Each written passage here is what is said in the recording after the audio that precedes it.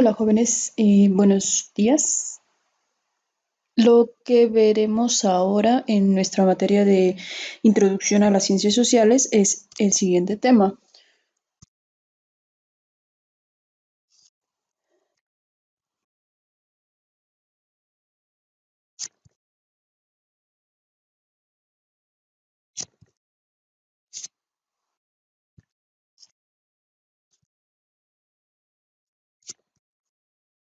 los modelos sociales del siglo XX.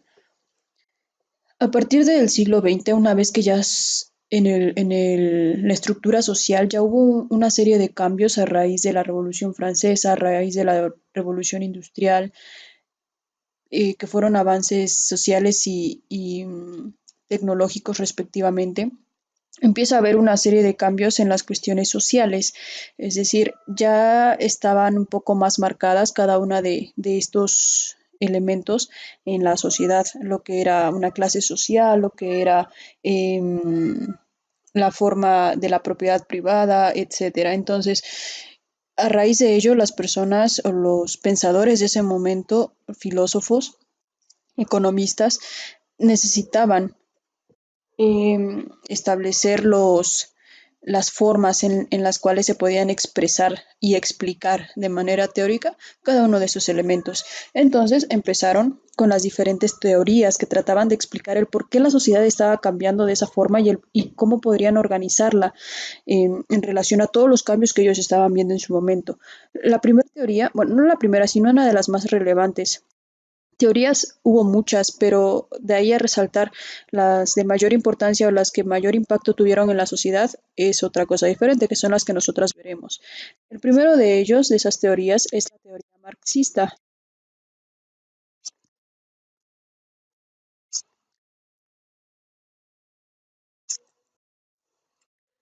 desarrollada por esta persona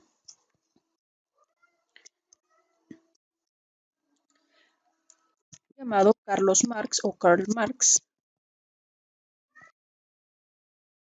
el cual buscaba que el trabajador se diera cuenta de su importancia, es decir, él pretendía que la gente obrera se diera cuenta de que sin ellos la producción simplemente dejaba de existir. Ese era el pensamiento que él tenía. Tenía un pensamiento capitalista. ¿A qué se refiere? Como ya hemos visto anteriormente, el capitalismo hace referencia a que cada persona tiene su forma de producción, ¿sabe? Obviamente las personas que más producen son aquellas que más van a tener, a comparación de las personas que no tienen esta capacidad y que solamente están viviendo de lo que otras personas producen en su momento. ¿Sale? Entonces, la principal ideología de la teoría marxista era esa, que el trabajador se diera cuenta de su importancia. A grandes rasgos, la teoría marxista es el estudio de la vida y el desarrollo de los pueblos. En relación a esto se empezó a desarrollar lo que eran las clases sociales. Una clase social la vamos a definir como una forma de organización del grupo social de acuerdo a diversas cuestiones o elementos, como pueden ser la educación, la economía, etcétera. Principalmente nosotros tenemos muy arraigado lo que es que la clase social sea única y exclusivamente asociado con las cuestiones económicas, pero no siempre es así. Como mencionábamos en la definición anterior, también tienen que ver, por ejemplo, puede haber clases sociales en relación a la educación. ¿Sale? Entonces, reiterando la definición, una clase social es una forma de organización del grupo social de acuerdo a diversas cuestiones o elementos como la educación, la economía, etcétera. En relación a las clases sociales en cuestión o en función de la economía, obviamente en el plano más alto están las personas con mayor riqueza y en el plano más bajo las personas con menos riqueza. ¿Sale? Las clases sociales desde el punto de vista socioeconómico son las siguientes.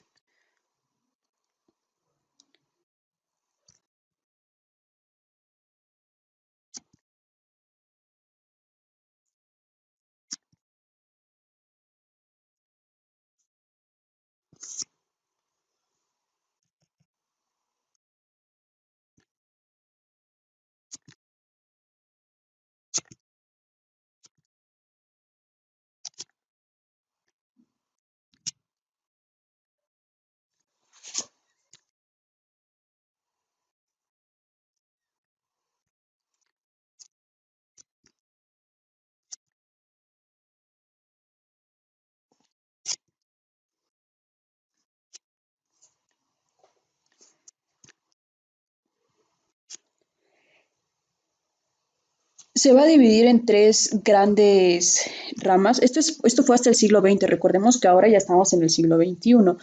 ¿Sale? Entonces el siglo XX comprende del año 1901 al 2000. Y a principios de ese siglo, las clases sociales se distinguían de esta forma. Primero estaba la clase burguesa,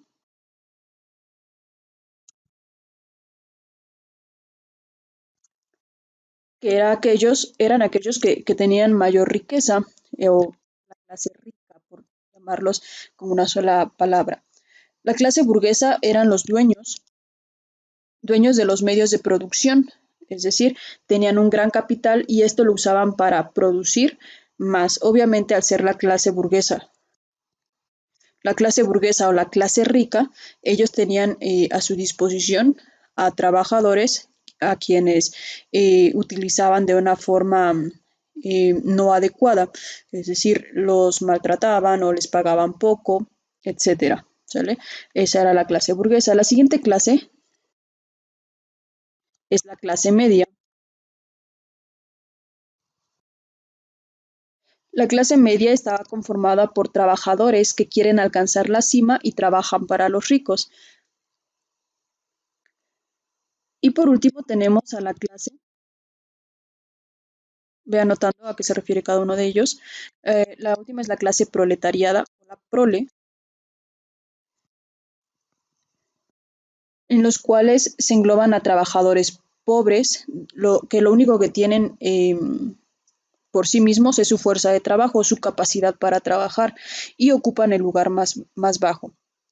Estas tres clases sociales son importantes para el sistema capitalista. El sistema capitalista está conformada de esta forma. Así es como se forma el capitalismo en ese siglo XX, que es muy similar también a lo que tenemos actualmente.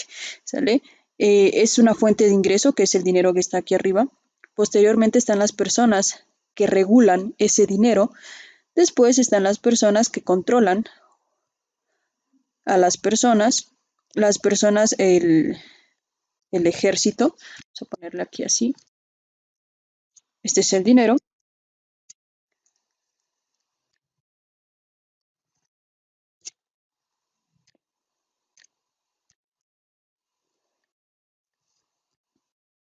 En este segundo escalón encontramos a los dueños de los medios de producción,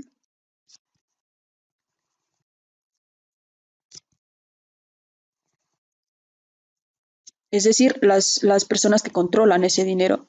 En el segundo, eh, en el siguiente peldaño encontramos a las personas religiosas, o aquellas quienes controlan la religión. A través de la religión se dice que los gobernantes pueden controlar a las masas o pueden controlar a un conjunto de personas para que hagan lo que ellos quieran. Luego tenemos a las personas que cuidan, a las grandes dueños de los medios de producción, sería el ejército.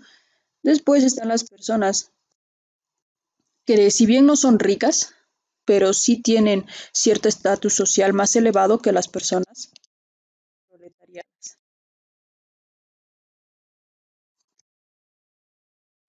¿Sale?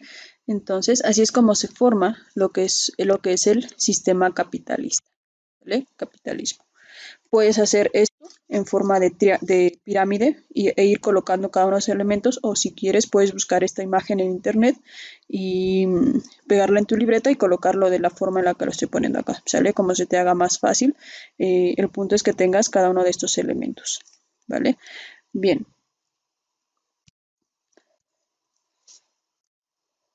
dentro del sistema capitalista hay un elemento particular, o un concepto particular, que es la propiedad privada.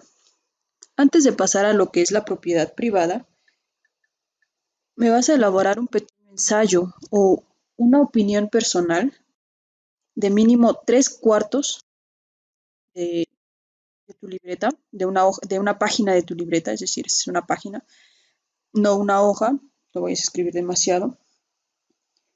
Eh, Escribiendo cuál es tu opinión o tu percepción acerca de por qué existen las clases sociales.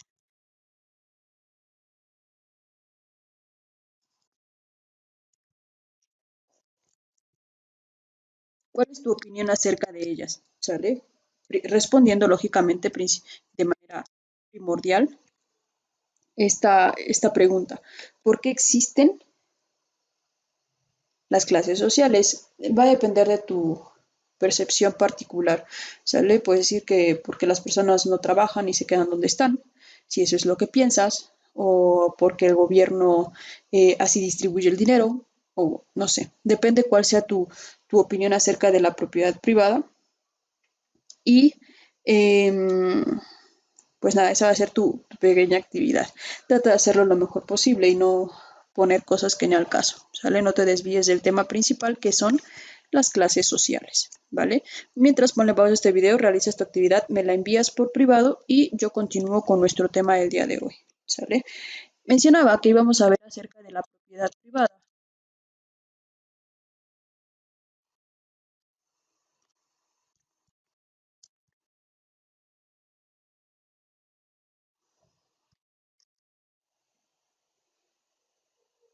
¿Sale? Para ello vamos a empezar diciendo que es una característica que propone y defiende el capitalismo principalmente como parte esencial de ella. De forma genérica, diremos que la propiedad privada es algo particular y personal de cada individuo. Por lo tanto, no pertenece a la propiedad del Estado. Es decir, la propiedad privada va a ser un conjunto de bienes personales.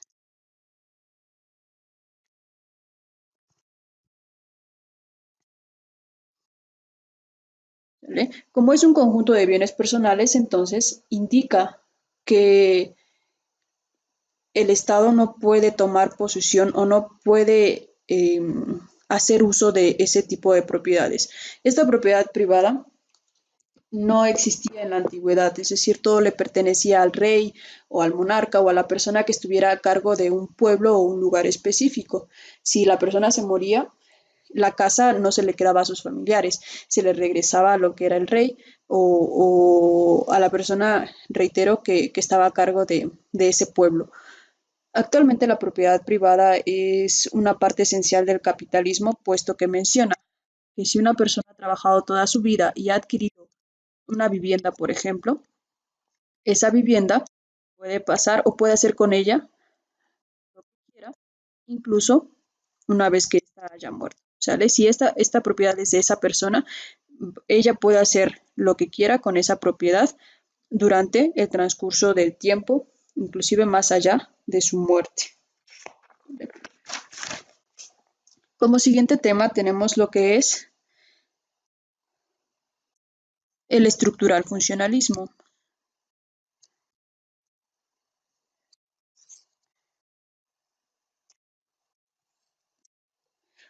Primero, para hablar de este tema necesitamos definir qué es una estructura y diremos entonces que es un sistema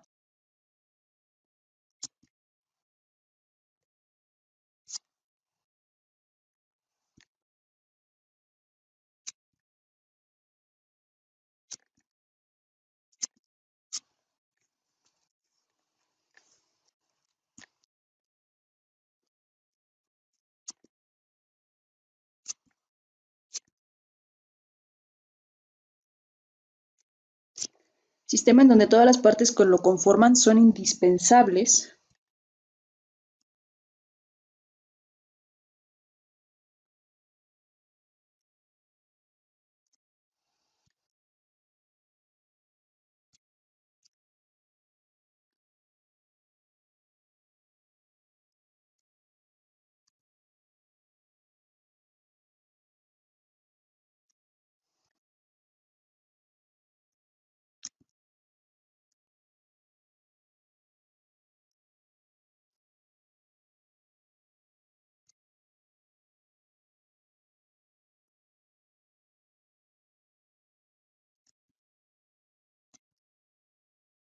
Se da la posibilidad de ser reemplazada por otro. Es decir, Este engrane, imagina que es de X maquinaria. Si la estructura o si el engrane rojo no funcionara, esa estructura en general ya no funcionaría, ¿sale? Pero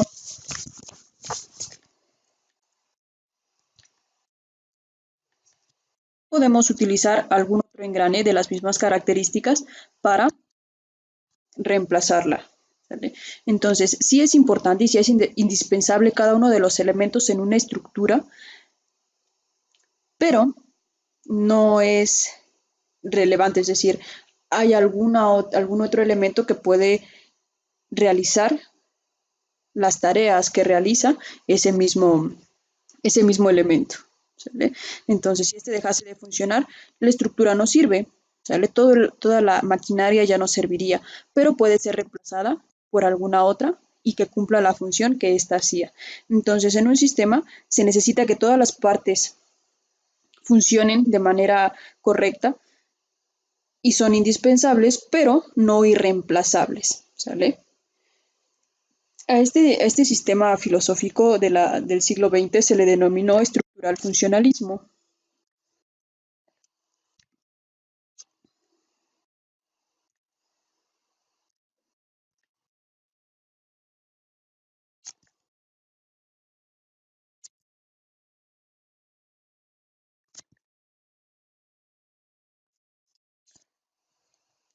Del estructural funcionalismo, el filósofo más importante fue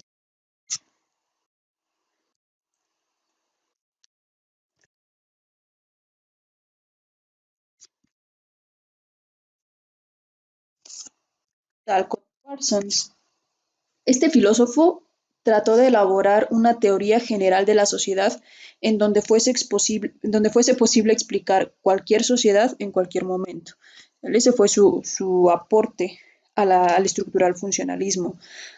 Obviamente, como todas las sociedades son cambiantes, era muy complicado realizar un- una forma en la cual se explicara todas las sociedades.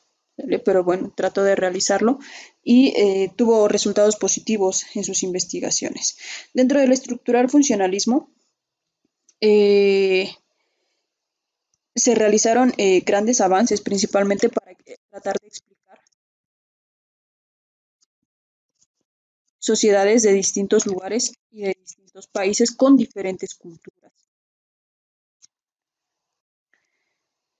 El siguiente, la siguiente corriente filosófica del siglo XX para tratar de explicar a la sociedad fue una llamada teoría voluntarista de la acción,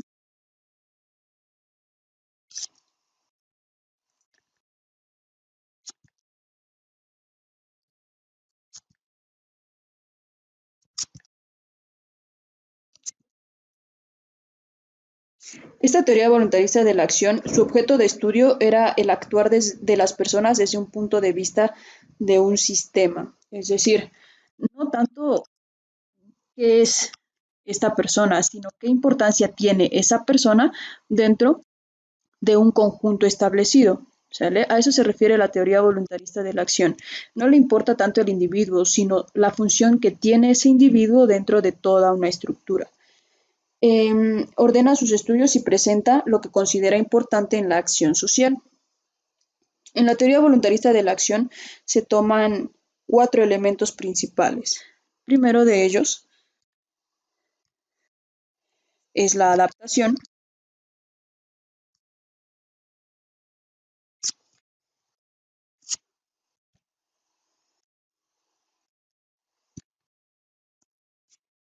el cual dice que la adaptación es que todo sistema debe juntarse a su entorno y debe adoptar el entorno a sus necesidades. Es decir, imagina que hay un conjunto de personas asentadas en un bosque. Entonces, esas personas deben adaptarse a ese bosque para lograr sobrevivir tomando los recursos que ésta le ofrece. Y si hay alguna otra civilización que se establezca, por ejemplo, en el desierto, como lo que ahora eh, ha pasado con Dubái, también debe de extraer todo lo que su entorno les ofrece para poder sobrevivir y para poder generar algunas cuestiones económicas. ¿Sale? Eso es la adaptación y es uno de los elementos principales de la teoría voluntarista de la acción. Menciona que la adaptación es indispensable para que una sociedad pueda desarrollarse en el entorno en el que éste se establece. El siguiente son las metas,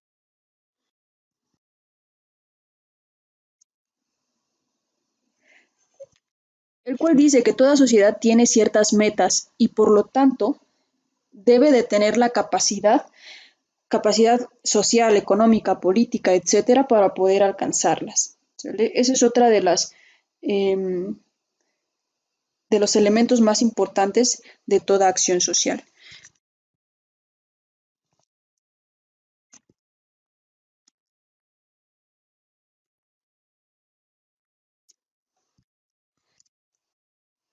El siguiente elemento es la integración,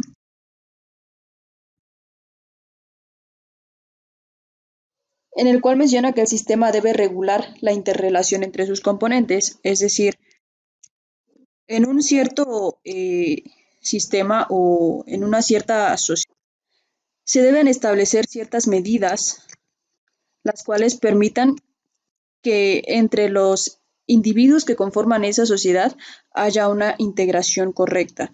¿Qué pasa, por ejemplo, si en una sociedad está permitido matar a alguien? Sería un caos completo, ¿cierto? Entonces, la integración permite, le permite al sistema tomar ciertas decisiones para que la interrelación entre las diversas personas de esa misma sociedad sea la adecuada. Y por último tenemos